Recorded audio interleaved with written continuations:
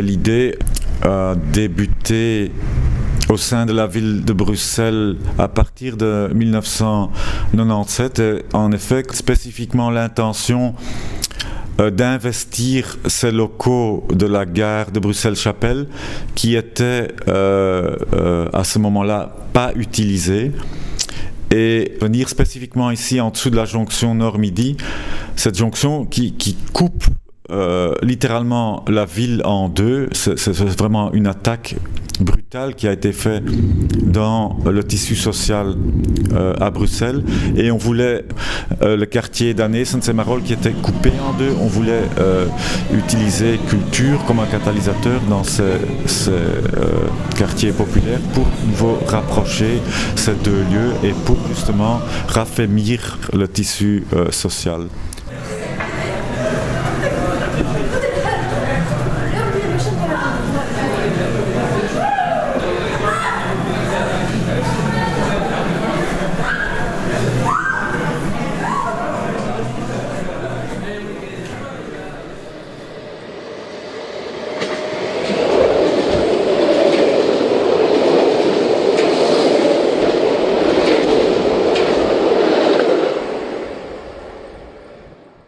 Je pense aussi que c'est important d'avoir un point fixe où le quartier peut venir.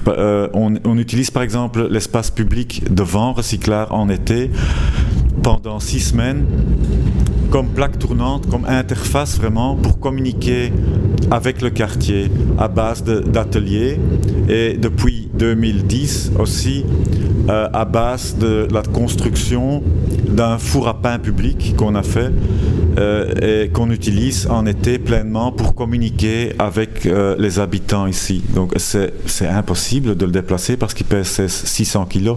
Donc ce sont des éléments. Le bar-resto aussi, le fait qu'il est ouvert tous les jours à midi, il y a plein de gens qui travaillent ici dans le quartier ou qui habitent, qui viennent le midi à Recyclard pour manger parce que c'est agréable, c'est pas cher.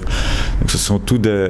Mais aussi, c'était vraiment important de ne pas laisser ces locaux abandonnés parce que, comme on a vu dans les années 80-90, des locaux qui sont abandonnés forment des causes de petites et de grandes criminalités. Et ça cause aussi un sentiment d'insécurité.